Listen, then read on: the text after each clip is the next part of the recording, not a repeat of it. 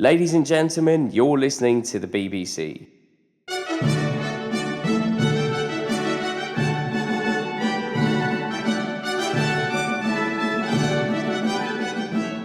This BBC has nothing to do with Britain.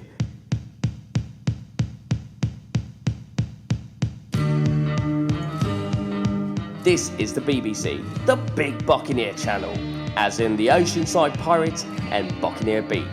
Welcome to the BBC, the Oceanside Station.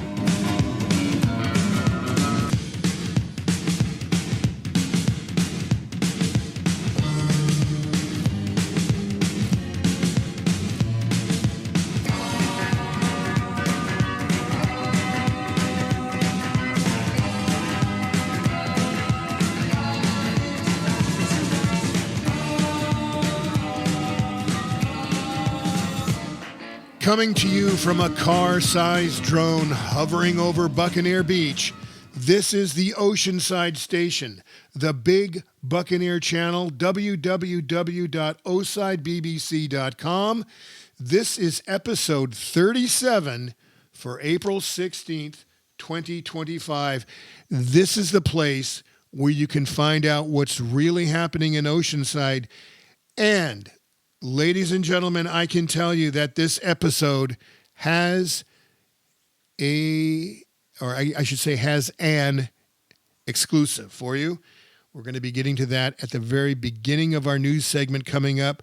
We've got Dale Lawrence coming to you. He is a property owner, and he has a lot of rental properties, and he has his own thoughts about the efforts of the Oceanside City Council to impose some kind of a help to the renters here in Oceanside. We've got our big news item coming up. Northern Pine Brewery is going away after 9 years. We're telling you about a pay raise for some lucky City of Oceanside employees. The council granted the pay raise last week at their meeting, but they didn't say anything about it. They didn't comment. They just put it through. And a very interesting new development, high-density development in South Oceanside, Fire Mountain, and we're going to tell you what new name we have for it for you. We think it should be rechristened something else. Stay tuned for that. And for our happy hour, we're going to be going to the Surf Bowl, the only bowling alley in Oceanside.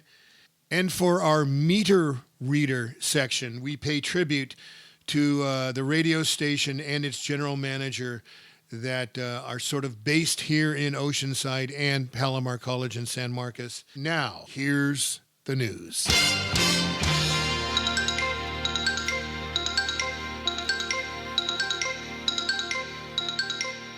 Now here's a big Buccaneer Channel exclusive. Oside BBC has learned that after a quarter century of free rent from the city of Oceanside, the Chamber of Commerce free rent ends December 31st. You see, in the year 2000, the city gave a 25-year contract for the chamber to stay for free for a quarter of a century at a new building that the city had built at 928 North Coast Highway. Now, the north side is what's been used by the chamber. The south side is going to be continuously and will continuously be used as the welcome center. As people drive into town, they can stop by and get all the pamphlets and goodies and gifts that they may want. That center run by Visit Oceanside will remain. But the north half of that complex will no longer be used by the chamber after December 31st. And the contract expires in October, but the city said that they can stay for an additional 3 months. Then the city will take it over. It is assumed that the city, which has been described as bursting at the seams over its lack of space for its employees at the City Hall complex, will move part of its staff over from City Hall to 928 North Coast Highway. Scott Ashton, CEO of the Oceanside Chamber of Commerce, said via email that yes, the Chamber is, quote, actively seeking to purchase a building, unquote, to house their operation. But there is no, quote, timeline, unquote, he says, to leave 928 North Coast Highway. But we understand that the city has said, well, whatever timeline you come up with, it's not going to go beyond December 31st. That's where it stands on the 25-year lease at 928 North Coast Highway for the Chamber of Commerce. All right, last week we told you that Rise and Grind was closing its doors, and sure enough, it did. Its last day of operation was on Sunday, and we hear that the company called LTH, Local Tap House, is now starting to serve breakfast. Of course, Local Tap House is owned by the same gentleman that owns the Rise and Grind building, and he is bringing breakfast over to the local tap house, which makes complete sense. And now comes word that after 9 years, Northern Pine Brewery is closing its doors. Now, Northern Pine opened at the tail end of the craft beer craze in 2016, and its original days were buoyed by its partnership with the That Boy Good.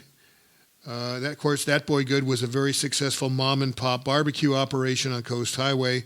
Well, the mom and the pop literally split up, and the pop moved his That Boy Good operation up to share the space with the Northern Pine Brewery folks there on the corner of Civic Center and Horn Street. That tended to be a problem because anytime you have two businesses under the same roof sharing one rent, that can be a problem, and it turned out to, yes, indeed, be a problem. And That Boy Good ended up leaving, and there's been various other people that have tried to come in and provide food there, but that hasn't worked either. And so now Northern Pine has announced that it will be closing shop as well.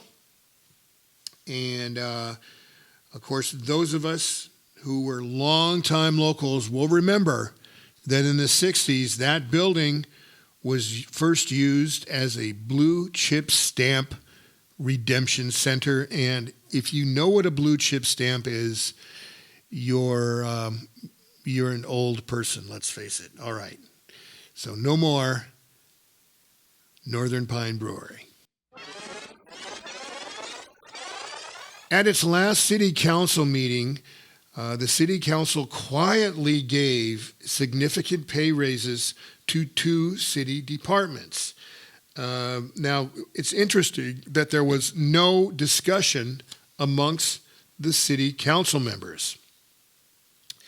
Now, it was okayed to give gave a pay increase to employees in the water and engineering departments. Now, first, let me get your attention. The city engineer, who oversees the city engineering department, makes $182,000 a year. He got a 21% raise. And the water utility director, who left for a better paying job in Orange County was getting $247,000 a year, and that position was given a 11.4% increase.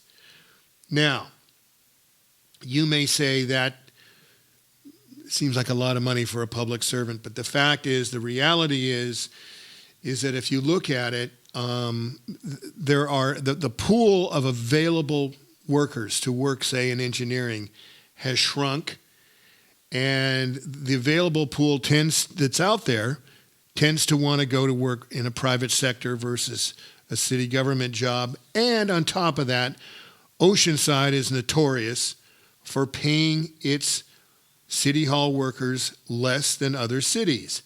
And it has been a fact that the city has, in fact, lost people in the engineer department and in the water department to other agencies who have stolen them away for bigger pay. And that's simply a fact of life.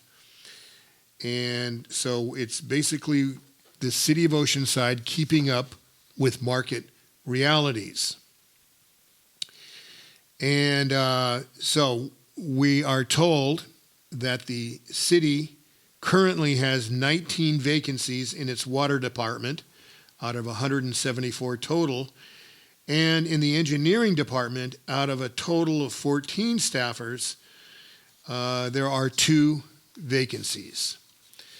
And other raises given, the assistant city engineer got an 8.7% raise, and an associate city engineer got a 2% raise.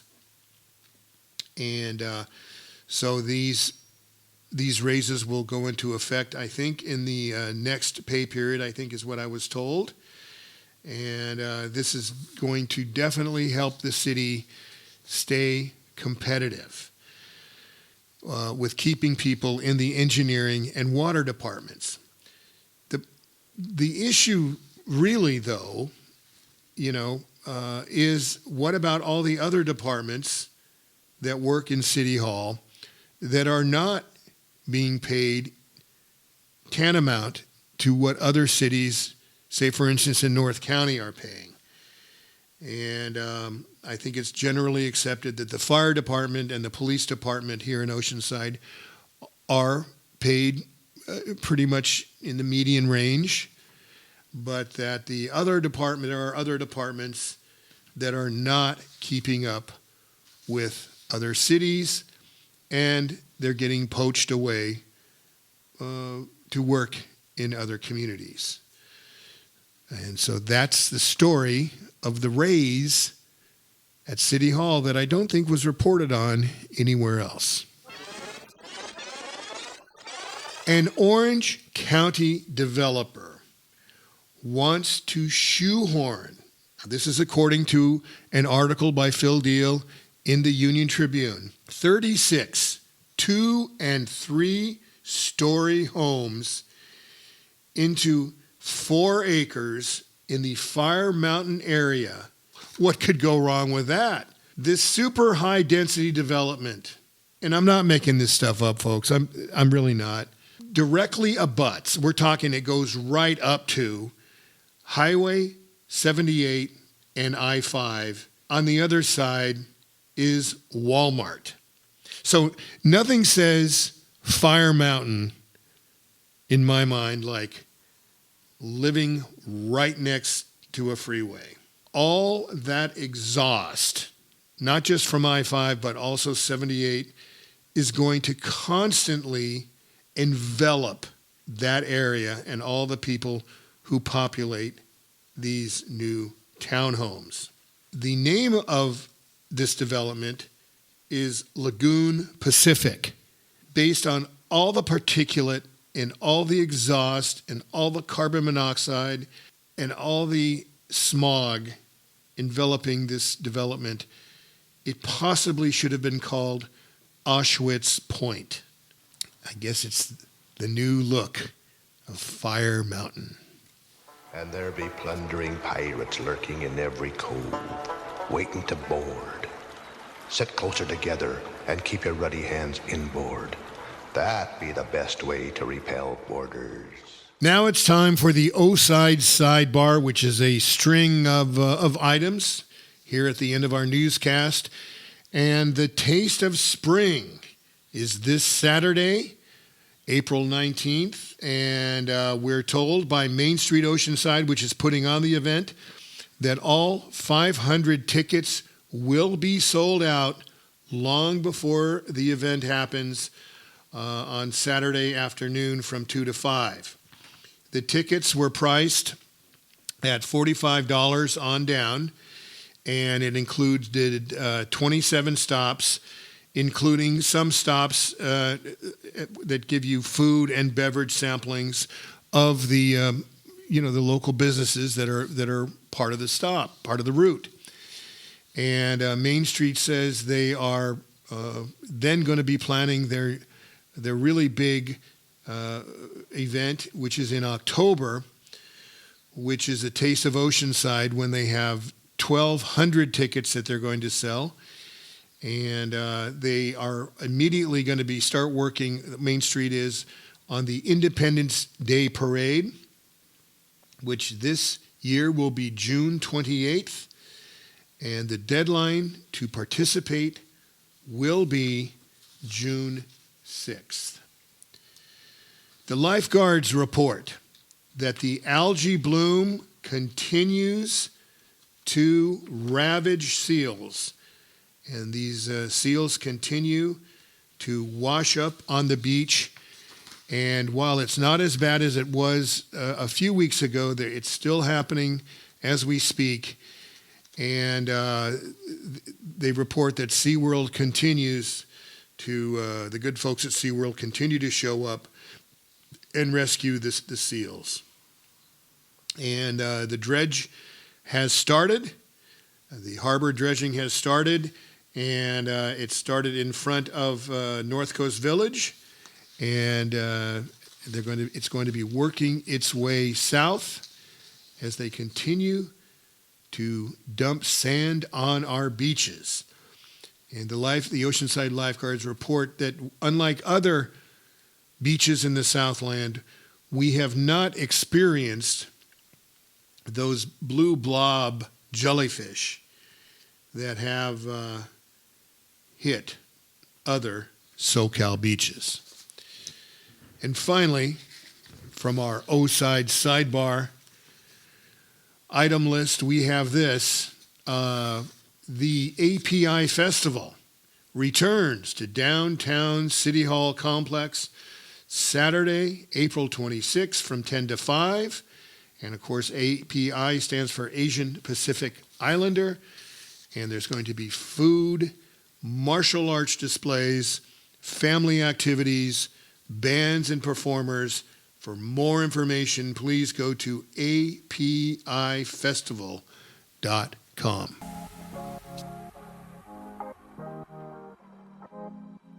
Voted the best Indian restaurant by San Diego Magazine this year, Curry and More on Mission Avenue in downtown Oceanside is proof that A-list restaurants are right here in town. Stop by and say hello to owner-operator, chef, greeter, Obi, who actually won the 2020 edition of TV's Beat Bobby Flay. Curry and More makes everything from scratch, including such wonderful favorites as coconut chicken, lamb korma, chicken masala, and mango lassi. Curry and More lunch specials include your entree, naan bread, salad, rice, and lentils. Curry and More on the corner of Freeman and Mission. Open for lunch 7 days a week, 12 to 3, and then for dinner 4:30 to 9, except Sunday when they close at 8. Curry and More, an Oceanside treasure.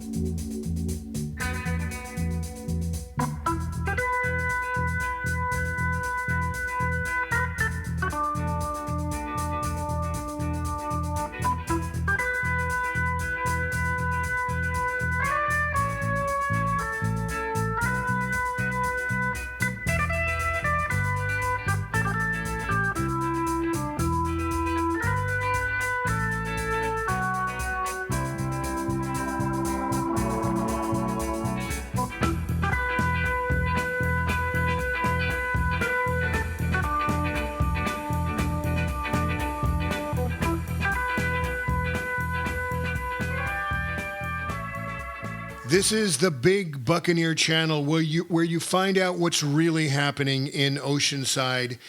And it's www.osidebbc.com. And this is episode 37 for April 16th, 2025. And with us is Dale Lawrence. Dale, thanks for joining us today. And you're here to give us another side to the rent control argument. Of course, the City Hall chambers were packed. I think there were 70 speakers, most of whom were looking to support some kind of a rent control. And yet you're a local property owner. You have rentals that you own. Yes. And you also have a property management company. Yes. Very good.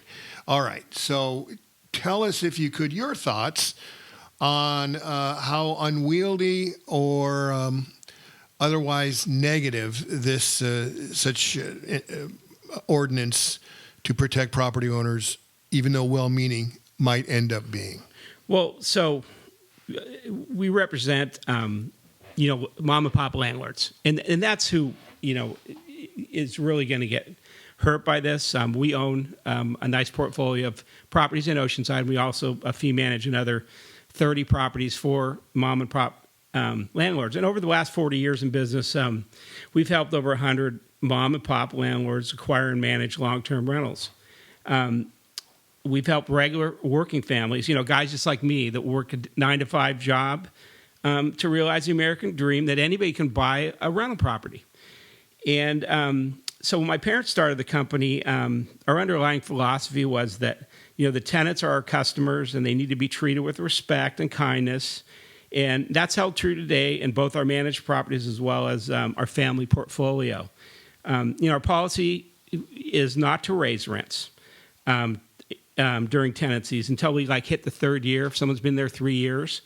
And then we do the rent raising in between tenancies when we rehab a building or to bring it up to market at that point. So, we take pride in the appearance of our properties in Oceanside, and we strive to be good neighbors and an asset to the community.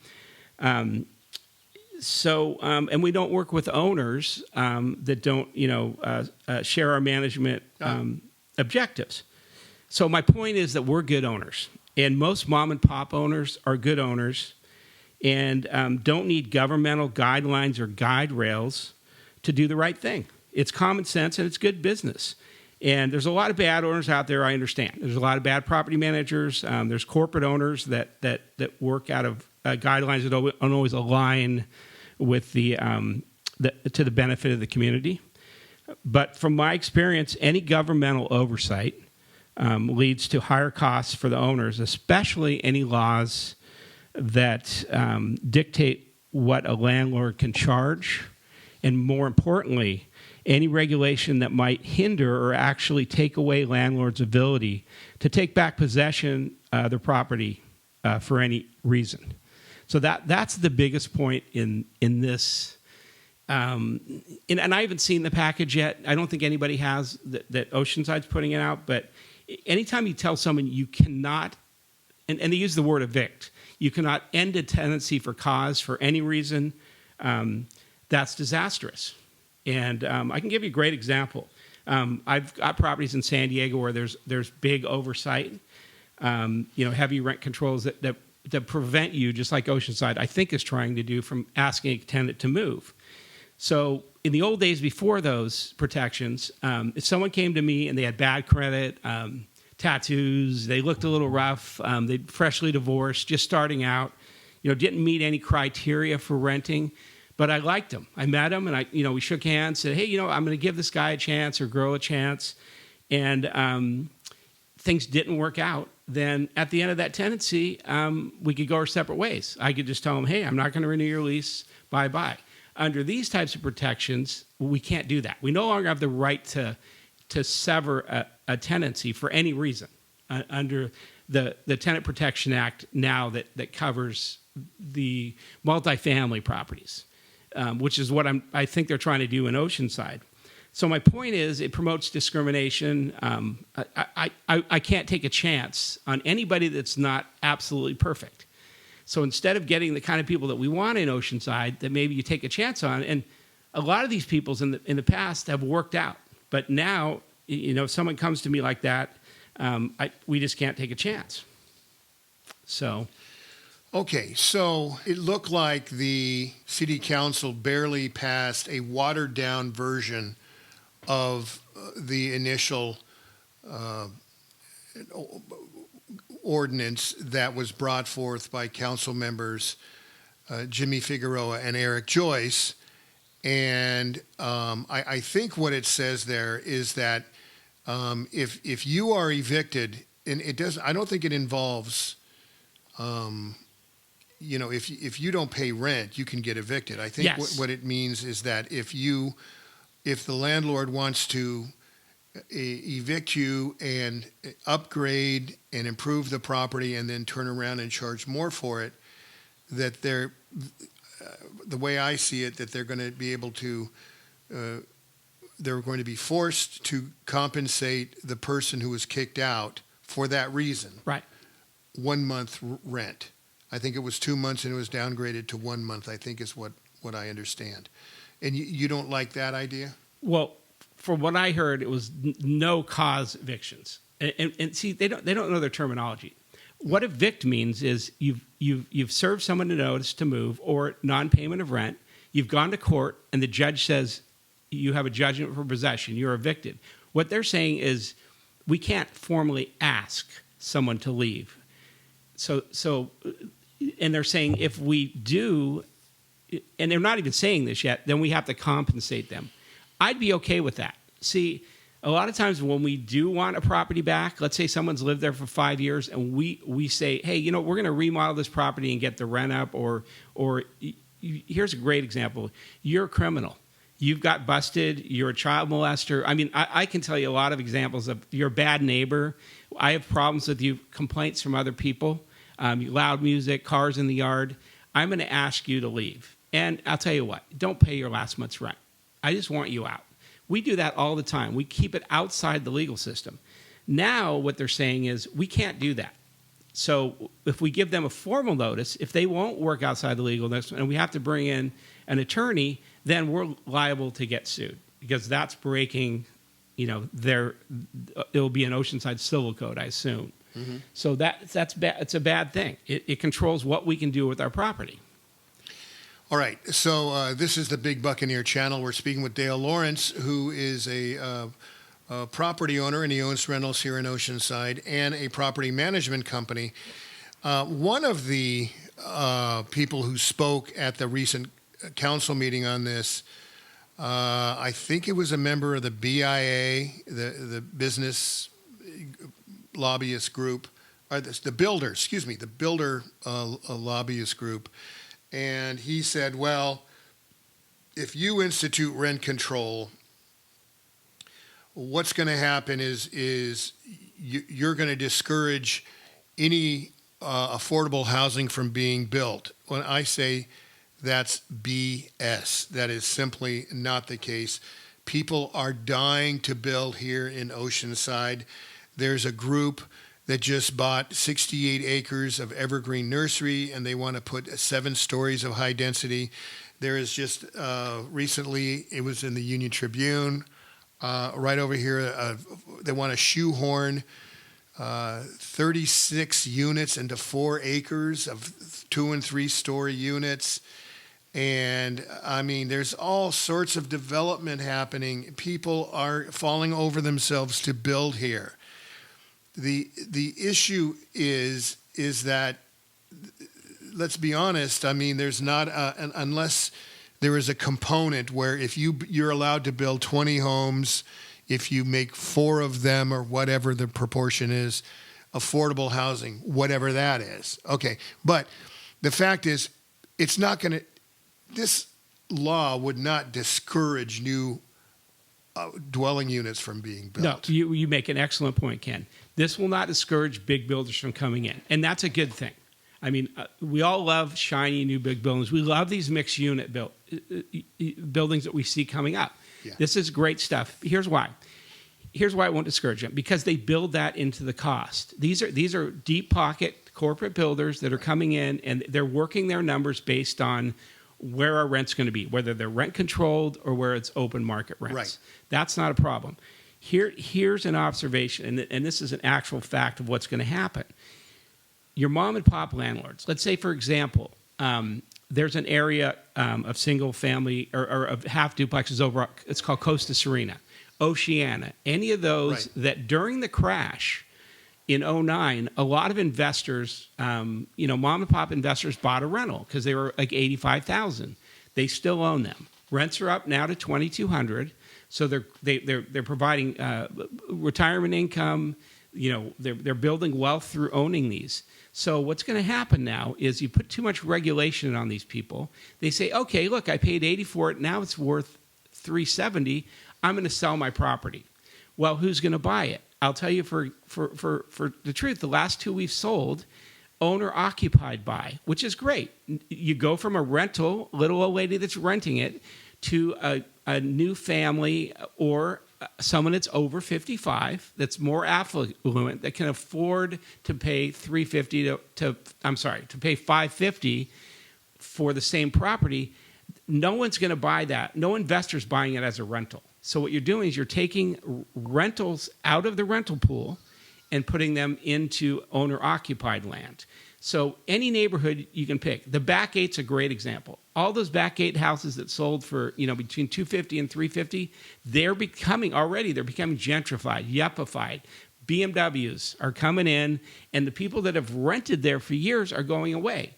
And the people that have grown wealth, that have owned them since 2009 or since the crash, they'll cash out and they'll pay their capital gains, or maybe they'll trade to San Marcos or another city. So it's going to dilute the rental pool. And I guarantee it's happening right now. People are afraid. I've got 4 people that are trying to sell things because they're afraid of what's happening with both the economy but rent control. Okay, they're trying to sell in Oceanside? Yes. What? So I've got 2 that are in that Costa Serena. Okay. That they're saying, look, we're afraid of rent control. Let's get out before this happens.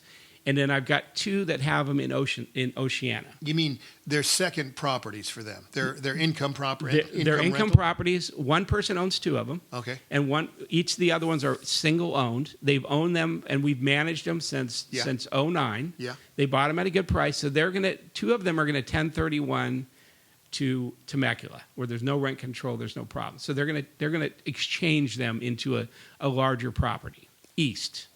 That'll get a little bit more rent. So it's a good business decision, but it was inspired by this threat of rent control. And so those the last 2 I've sold, and these I guarantee no investor is going to come in and pay $550 for a rental with the cost of insurance right now and the cost of debt service. There'll be someone who's going to live in it. So now we're creating more wealthy owners and less mom and pop landlords, which are the good ones.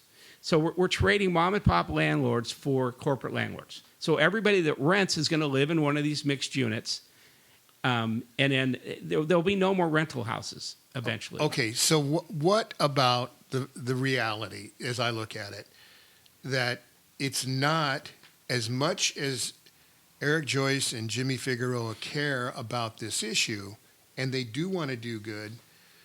The fact is that the Oceanside, well, Eric hasn't lived here that long, but Jimmy has lived here all his life. The Oceanside that he knew growing up here in the Tri-City area is going away, and that the prices are going to be doing nothing but raising, escalating, either as a renter or a buyer, right? And I mean, the Oceanside of the 60s and 70s is not going to be the Oceanside going forward. No. The days of renting a house in a nice little neighborhood will be gone because there won't be any rentals.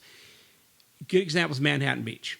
This is a long burn thing, but there's no single family rentals in Manhattan Beach except for the coastal stuff that's $40,000 to $50,000 a month. The days of renting in those types of areas are gone. So there's maybe 5 or 6 rentals in the whole city. So Dale, do you have any thoughts? I don't think this is necessarily one of your big interests, but do you have any thoughts about the short-term rental? The Oceanside is a wonderful place for people to have short-term rentals, to buy a house, and then it turns into nothing but basically a hotel in your neighborhood, and that's taking rentals off. That's taking Yes. off the market too, because all it is now is a place for people to stay for a week or two from out of town, and that's taking housing availability out of the circulation too. That's something that should have been dealt with. Someone should have had foresight. Right. Foresight in the city council Yep. to nip that in the bud. Now what you got, you do have corporate landlords doing that. You've got a guy in Oceanside, and you're probably aware, that owns 16 of them in the seaside area houses, and it's a corporate landlord that runs them as Airbnbs. But you also got mom and pop people who, instead of renting their house, they're doing that as a business, and they're running it themselves. Those people should be allowed to stay. They should get the wide berth to do whatever they want. If they're managing it themselves, they're running it themselves. But the corporate guys, the guys that have 3 or 4 of them, that are people that are coming in and buying houses to do that. One of our rentals that we sold, this couple said that they were going to live in it, and they didn't. Next thing you know, it's in our neighborhood in Seaside, close to where we're at right now, and now it's an Airbnb. Now, we haven't had any problems with it. One party in 2 years, but everybody's been great that's rented it, but it took away what would have been a long-term rental, and replaced it with that. So, my thoughts on that, I don't do it personally. I think it's way too much work. There's a lot of things that can go wrong, and which is a great segue to a problem that I had in San Diego with a client that decided to do short-term rental. If you take away just cause evictions, okay, in other words, if you say that once someone's in there, you can't give them notice for any reason without making a deal and compensating them, here's what's happening in San Diego. People are renting an Airbnb. They're moving in. They're going there. They're ordering a package on Amazon with their name, and then they're not leaving. Oh, my And then the goodness. city of San Diego cops show up, and they say, sorry, they live there, and they don't even have to have a fake lease. Now, the one that I dealt with, and I was very involved with getting rid of our guys, we had to buy them out, and it cost over $15,000. Wow. And the people didn't Airbnb it. They broke a window, they climbed in, they changed the locks, they ordered an Amazon package, and they say, we live there. And SDPD, because they're afraid of litigation, won't do anything, even though it was a breaking and entering. So that's very easy to do. Okay, so Dale, you didn't speak at the last meeting, but are you prepared to speak at future city council meetings? Well, if this comes up, absolutely. I'll give my 2 cents worth. Well, this is great, but let's be. And let me ask you a question. Go ahead. with city council, because from my experience, I've been involved in San Marcos, with Vista, with some issues that really bug me, and it some went my way, somewhere there, from stop signs to that. From your opinion, does it make a difference what the public says to city councilmen? That once they get it in their head, does it make a difference? Sometimes it does. I will say that. I've spoken myself, right, and it has sometimes moved the needle. Okay.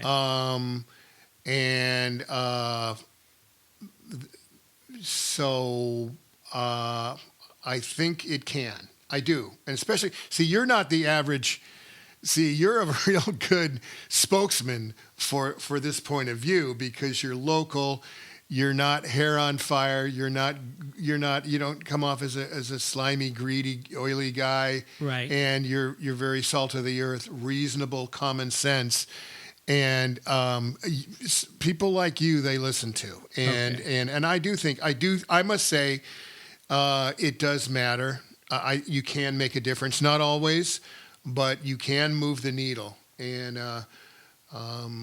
there are some people like, I'm not going to say any name, but there's a regular who speaks all the time at city council meeting. He speaks like 5 or 6 or 7 or 8 times per meeting on whatever topic. It doesn't matter. He's an authority on it. And it's like your eyes glaze over and you go, good grief.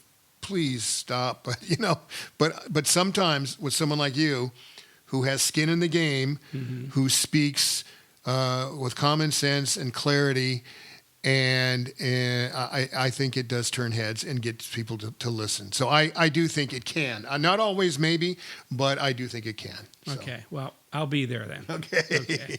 Dale Lawrence, thank you for joining us. And I don't know, do you not that you're, can you give the name of your property management company? Yeah, it's Lawrence and Associates. Okay, simple. Yep, yeah, you can just Google us. Yeah. All right, Dale Lawrence, thanks for joining us on the Big Buccaneer Channel.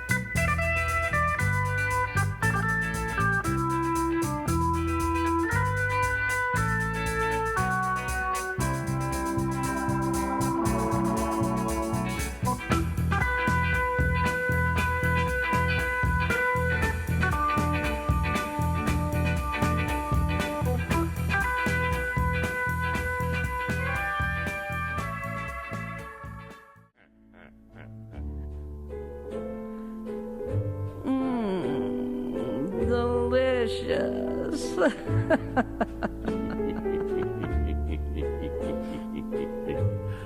I like it too. Yes, I do like it. Delicious. It's time for happy hour, that time on the Big Buccaneer Channel when we highlight an Oceanside eatery or night spot that features food or drink specials during happy hour or any time they choose. For our deep dive segment, we're going to go into the history of the bowling alleys here in Oceanside. But for our happy hour, let's go to the one remaining bowling alley lounge here in town, and that is at the Surf Bowl at 1401 South Coast Highway. And that lounge used to be called the Blue Palette Room, and now I don't think it has a name. Nevertheless, their happy hour is as follows. They have $2 Jell-O shots all day long, and that's every day of the week, I'm told. On Monday, they have a White Russian after 5 o'clock. It's $5. And then on Tuesday, they have $2 off draft pitchers of beer. On Saturday, they have all day long $5 mimosas or $5 Bloody Marys or $5, you call it, vodka drinks. And their hours on Saturday at Surf Bowl is 10 a.m. to 1 a.m. And then on Sunday, that's also all day. From this time, it's 10 a.m. to 11 p.m. They've got $5 mimosas, $5 Bloody Marys, and again, that's all day on Sunday. That's at the Surf Bowl Lounge, and that's at 1401 South Coast Highway in Oceanside. Delicious. Oh, have some more. Get the waiter and bring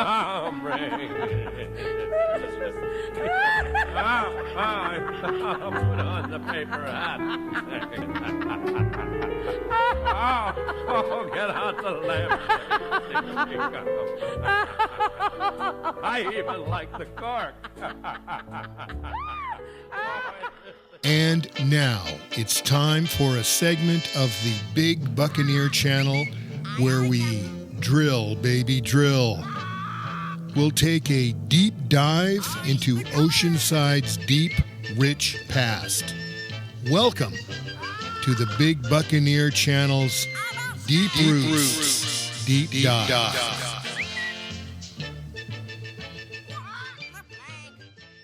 So we just spoke about the Surf Bowl, the one remaining bowling alley in Oceanside, and it has been around since 1948.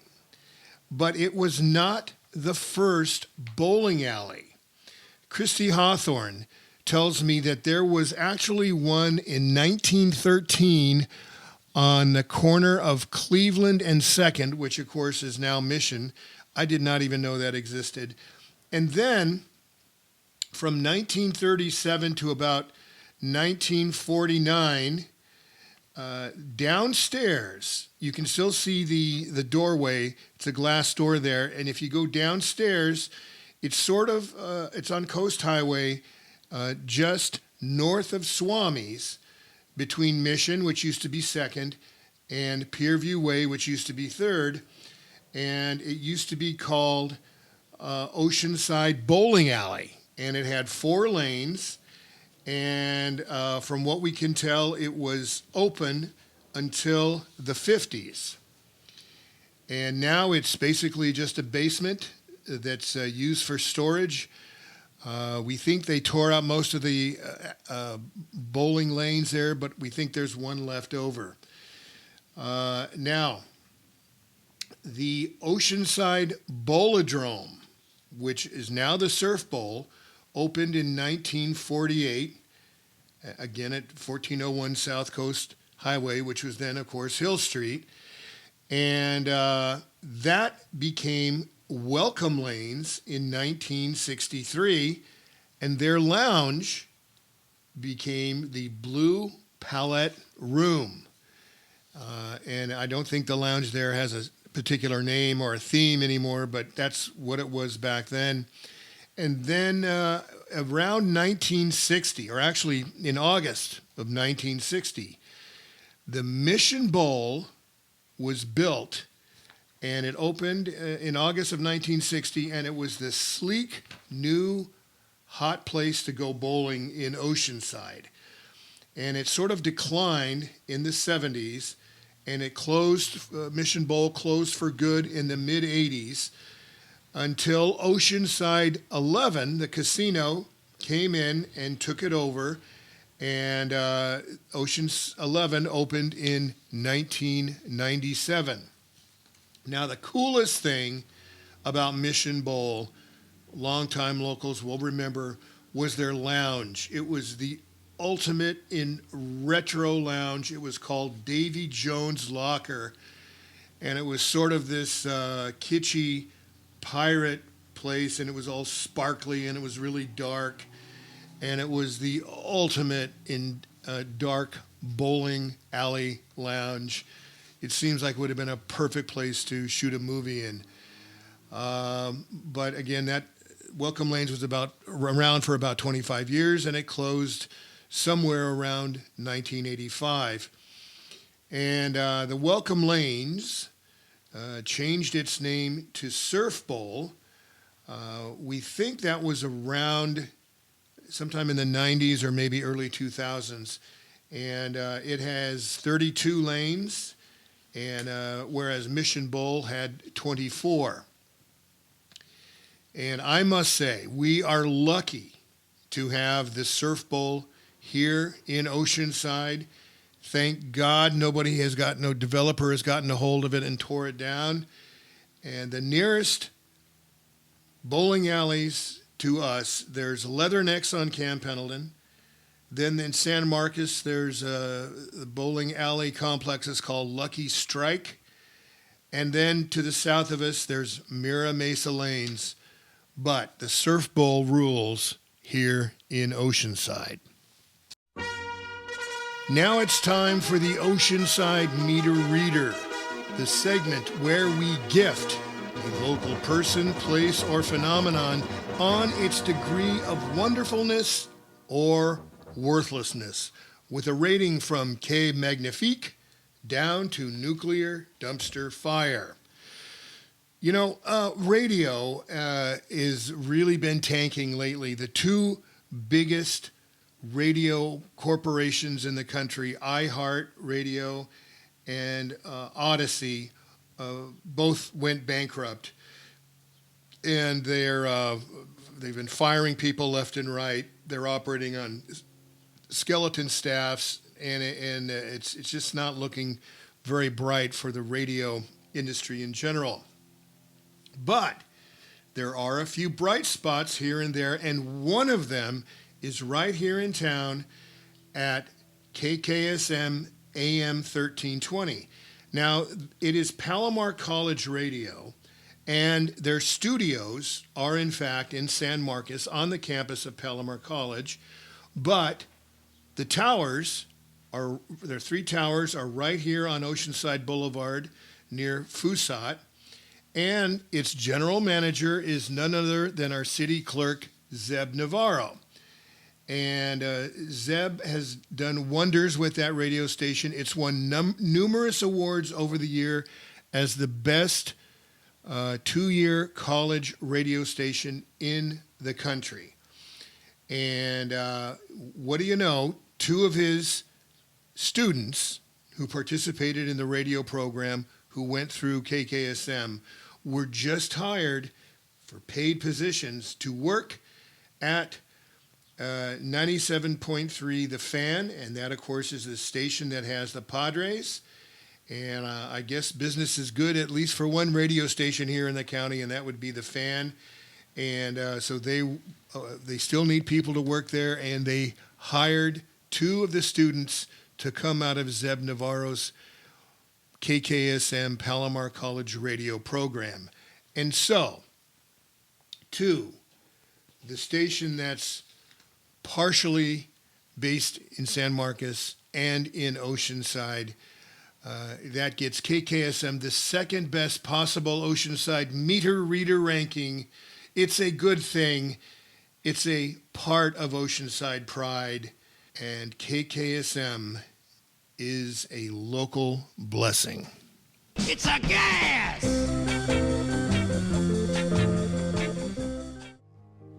All right, that wraps it for episode 37 of the Big Buccaneer Channel for April 16th, 2025. Thank you to Dale Lawrence of Lawrence & Associates and to Christy Hawthorne, the Oceanside Historical Society president and local historian. So much good information from her. And thanks again to Von Ramirez, our intrepid audio engineer. And until next week, this is Ken Treadway saying, thank you, Oceanside.